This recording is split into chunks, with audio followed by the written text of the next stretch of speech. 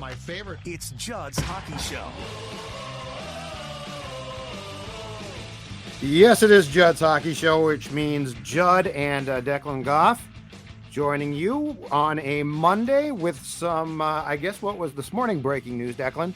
Matt Boldy, who the Wild had opened negotiations with. He was going to be an RFA this offseason, but they had opened negotiations with him a few weeks ago, or a month ago, agreeing to not a bridge deal, which is what the Wild thought it might have to be because of their salary cap predicament, but instead agreeing to a multi-year deal, 7 times 7, so 7 years, $49 million, putting him only behind Kirill Kaprizov, $9 million cap hit per season, and Jared Spurgeon, $7.575 million per season. So Matt Boldy, 21 this season, 12 goals, 29 points in 42 games, a much richer man, but a contract that seems to be extremely reasonable on both sides. Your thoughts? Yeah, I think it's pretty reasonable. I mean, look, Boldy could have definitely bet on himself a little bit more, gotten an RFA, continued this little kick of the can down the road, if you will, and cashed in on a big payday. He's 21 right now, so he could potentially maybe cash, at 24, 25, if he just went as a bridge deal after his RFA status. It's a really solid deal because it basically locks him in for $7 million per, and you're seeing a player who probably hasn't hit his peak yet. So that's a good thing for the Wild.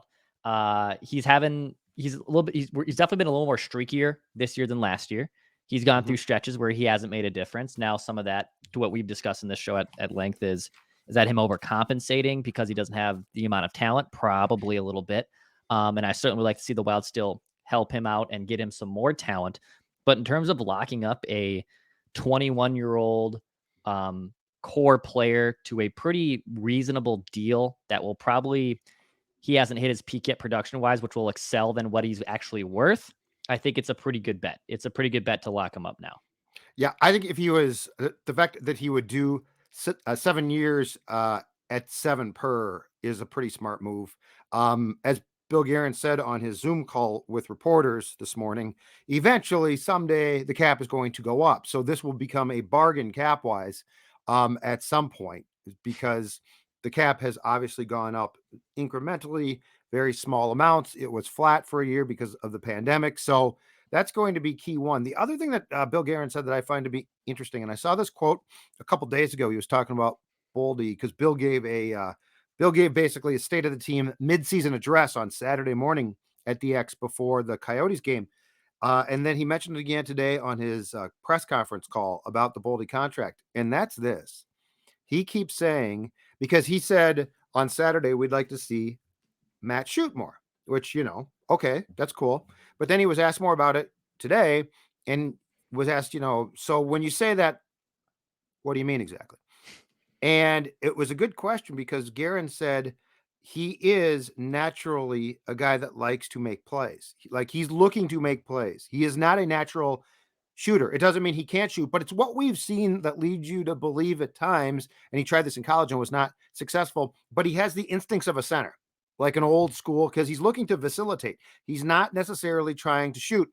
And Guerin said, to be clear, I'm talking about if there's like an empty net, we want Matt to shoot into the empty net and not like pass the puck. But we understand that he is a guy who is at heart a playmaker. And doesn't that lead us to an interesting conversation about Matt Boldy's line right now? Because, Gaudreau can score a bit at center. Hartman can score a bit. But, this is why, when Bill Guerin says that, this is why for what we saw last season, Dex, the Fiala pairing was so damn good. Yes. Because Kevin loved to shoot the puck.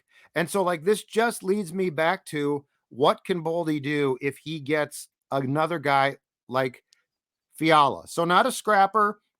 Hartman can score some goals. Gaudreau can score goals. This isn't me trying to put them down. But, when your natural inclination, and by the way, you're worth a 7-year contract. When your natural inclination is to make plays, to set guys up, that's why I think both of us are so intrigued with what if you get Boldy with a guy, again, who's got the Fiala instincts, loves to shoot, but more importantly, is actually a naturally gifted goal scorer.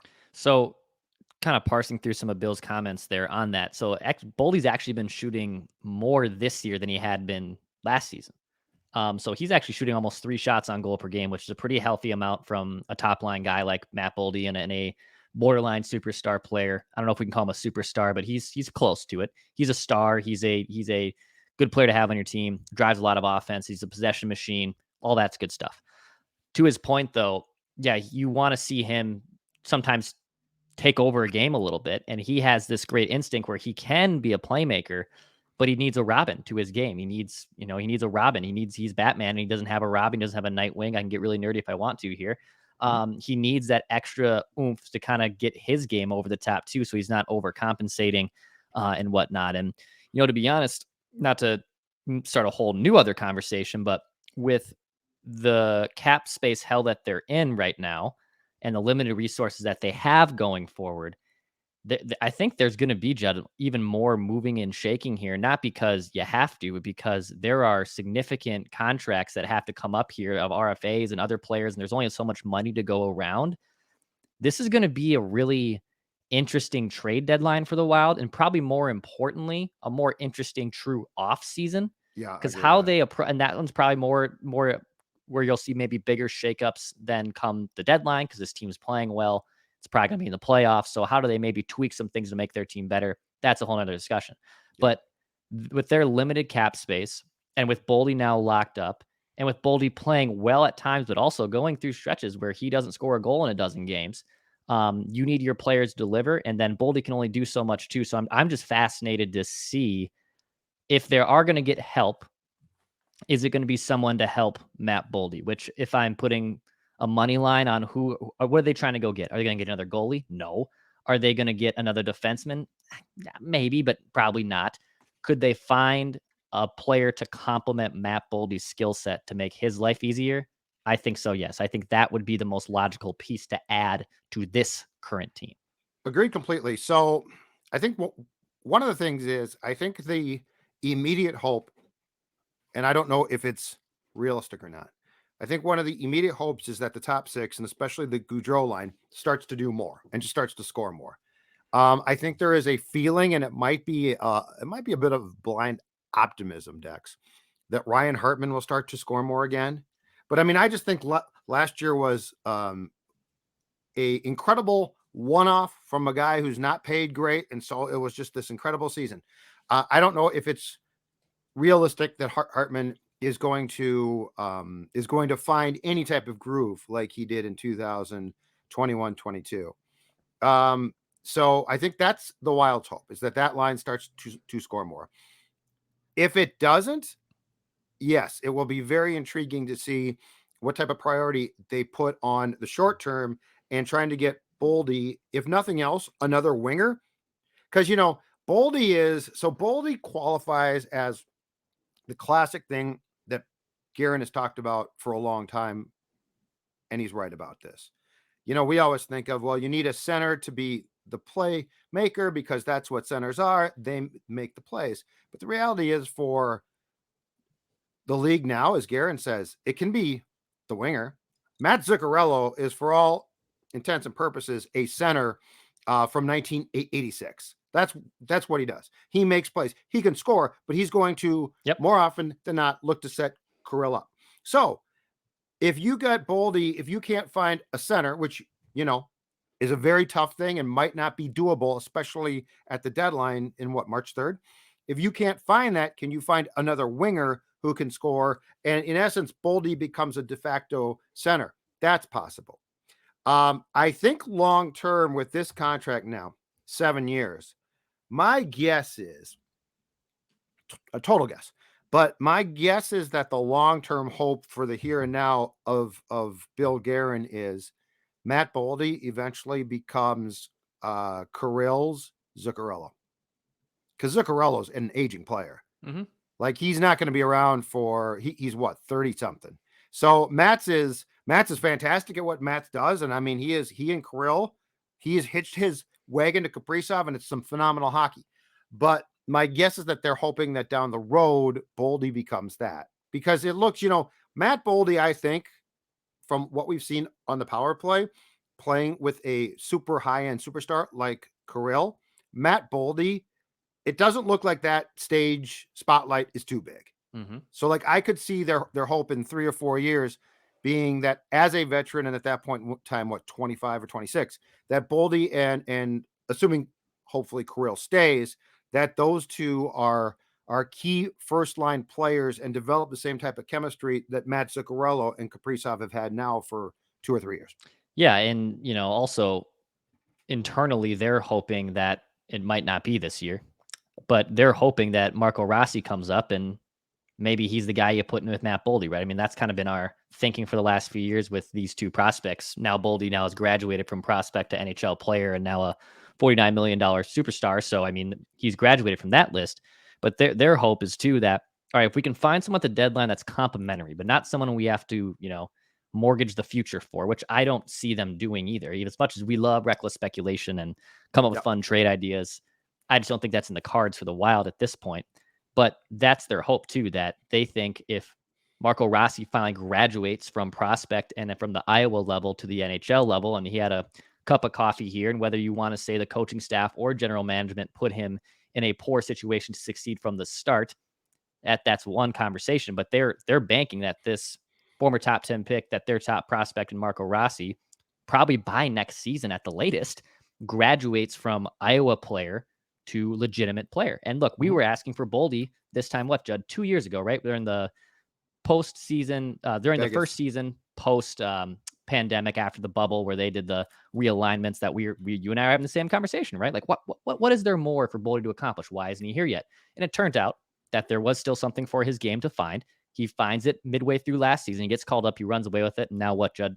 80 games later or so, into his NHL career, he gets a $49 million payday. So, as much as sometimes hockey fans or even guys like us want to see players graduate from that status, they just sometimes aren't ready.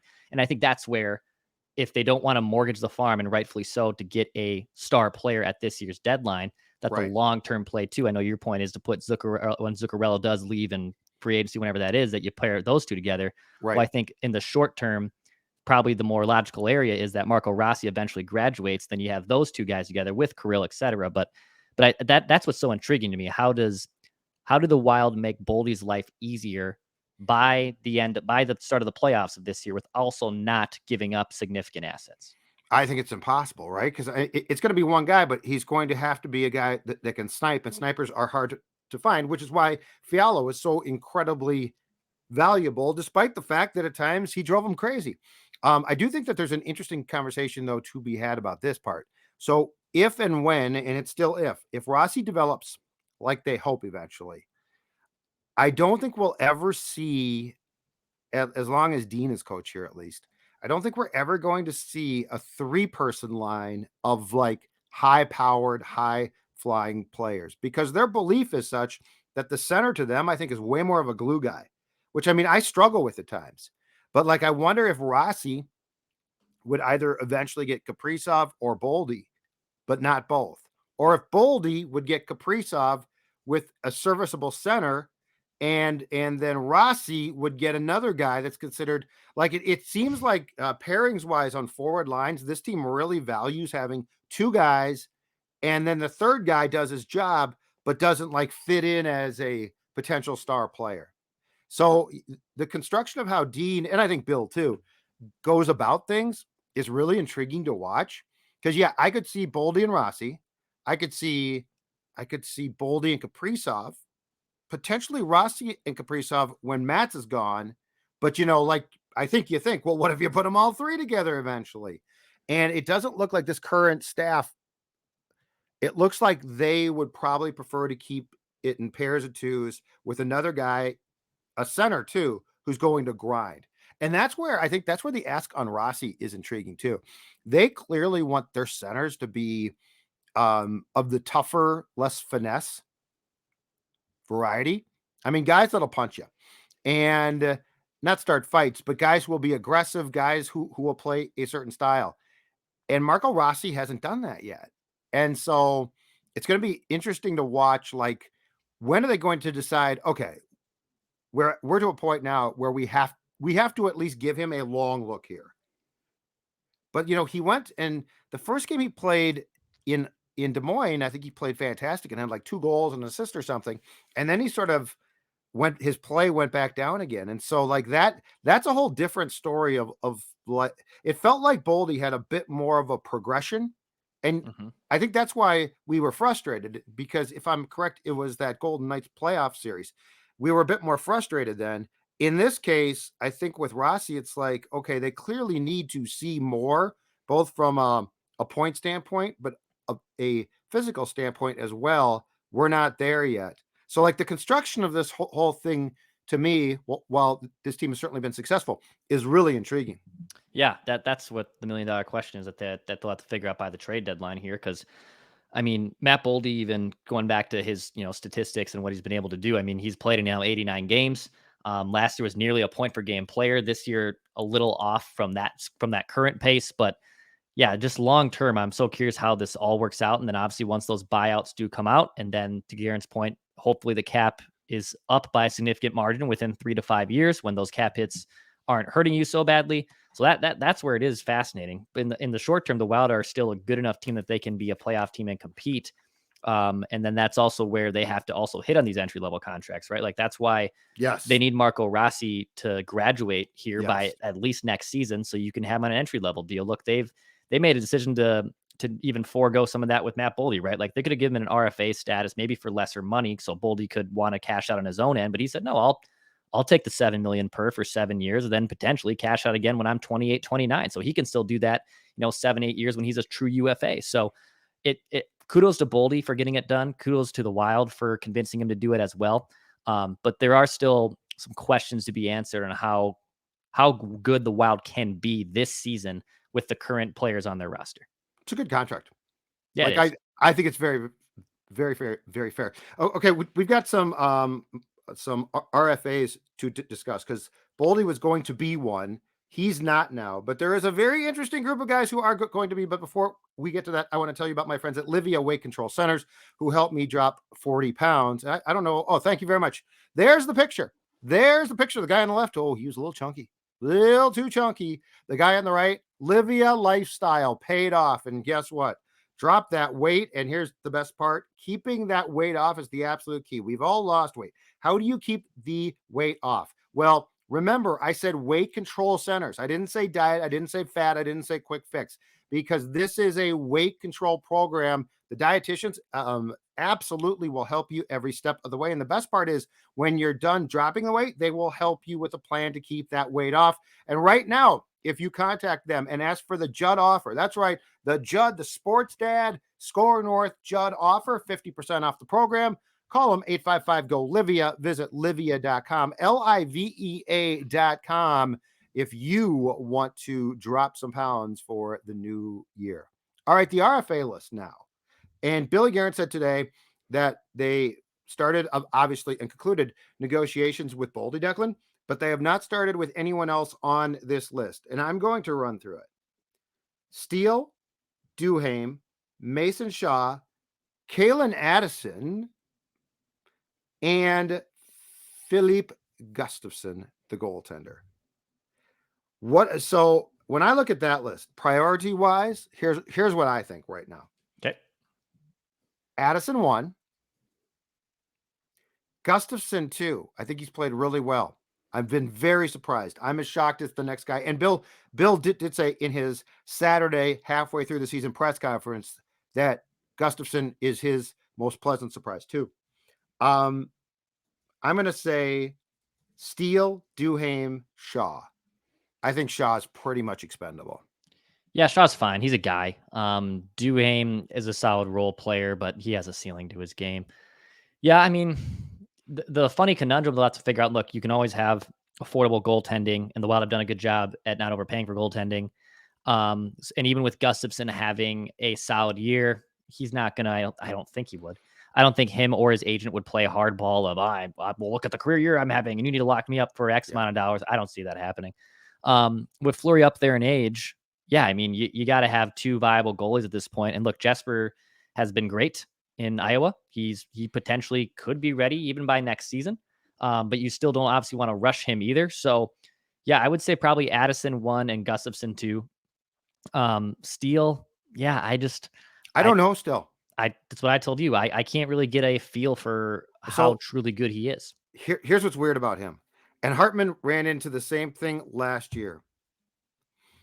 I don't mean to minimize that it takes talent on that line because you're playing with two high-end star players, and one in Kaprizov, Declan is a superstar, right? But the Wild is clearly proving in some ways that's a plug and play. Like Hartman started there, like played great last year, started there, struggled, and they're like, "You're out. Let's try Freddie." Dean's guy, Goudreau. Okay, didn't work there. You're out. Let's try Steele. So this is probably too simple, and it sounds like I'm crapping on Sam Steele, but I almost feel like that's a position at which they feel that there's a flexibility that if you have a certain level and ability, you can be plugged in there. And the thing is, and it's not a joke, Zuccarello and Kaprizov are so complementary of each other as players. I feel like that center just has to do his damn job. Yep. And I'm not saying that you could take a fourth line complete slappy and make that work. But I am saying if Sam Steele says, "Oh boy, here I come, show me the money," I'm probably like, "Dude, been fun." No. Yeah. I mean, look, even when they had Eck there, like Eck's a good player too, by the way. It wasn't as solid as a fit, and Eck's role was better served with other players. I mean, look how good that line has been for them, and having Grinders next to him because he's good at working his ass off and all that good stuff. So there's still always going to be players that excuse me, where they complement off each other, and not everyone's going to fit there. But I tend to agree with you that I don't think overpaying for Sam Steele is going to be high on their priority list. And I think Sam Steele kind of knows that too. And look, Hartman agreed to a bargain of a contract. And now that contract, which at the time looked like the best bargain in the NHL, is just, it's a relatively good deal. Like Hartman's a good player. He's making under 2 million per, and Top that's six, fine. 100%. And that all works out. So yeah, finding number one centers are next to impossible. Guerin has made that point with us on this show numerous times that he's sick of being asked about it. But yeah, I think on the priority list, back to it, yeah, I think it's getting Addison done and Gustafsson done and getting those deals where they're good short-term deals and ones that aren't going to break your bank salary cap wise either. Because those are the two guys I wouldn't say the other three are expendable completely. Like I'm not going to say you can throw them away and replace them like that, but I wouldn't lose sleep necessarily losing any of those guys either. I warn you, I think Dean loves Duhaime. Yeah. Here's what you could see. I'll throw this at you as just a possibility. With Greenway having been late to, he was late for the game a couple weeks ago against the Blues and got scratched, and that really hurt them because they were already down a forward. And then at some point in time, he was late for a meeting. I could see Duhaime replacing Greenway if the Wild gets rid of Greenway. Yeah, that's I mean, probably Dean loves that guy. yeah, that's right? probably as solid as Vinny paws at my leg. I don't think he liked that take me. I was like, Vinny, I it's okay. got two dogs here right Yeah. now. They're big puck fans. I think he's a big rig guy. But yeah, I mean, I think if you got rid of Greenway and plugged it with Duhaime, yeah, that's probably a closer bet. That's probably a closer player that can replace the production of Greenway. And yeah, and that's not a big contract. No. At that point in time, you sign him for what, 2 or 3 years? Yeah. Small cap. I mean, the only guy on the list I read you that could come to me and ask for a decent sized contract for security, the only guy maybe Addison. Power play guy, defenseman. I mean, Gustafsson, I think you're right. I think they'll take what they get. I just like him because he's brought way more than I expected. But, if Sam Steele is like, I can feel it, I'm going to get paid. So, no, I don't think you are. Now, that does not mean he's gone because he remains in team control. I'm just saying of that list, the guy I would really prioritize is Kalen. And after that, I think everybody probably just falls in line contractually. And if they don't, you probably got problems. Yeah, I mean, this is where the fact they got Boldy locked up, and now they're kind of turned their attention to guys like Addison and Gustafsson. I mean, this is good problems to have, where it's not like you're letting a big superstar player, walk up to UFA status. And right. I know Kirill will eventually have that conversation in a couple of years, but as of right now, they got it down pretty good, so you don't have to worry about it too much. We'll probably be having that conversation will probably take place on JHS next year. So, all right, sir.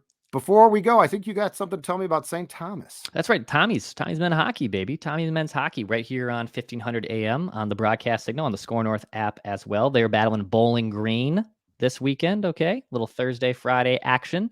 You can go to tommysports.com to go get that, or go to the St. Thomas Arena ticket office on game day to go to tommysports.com. Little college hockey puck for you. Bowling Judd. Green's good program. Yeah.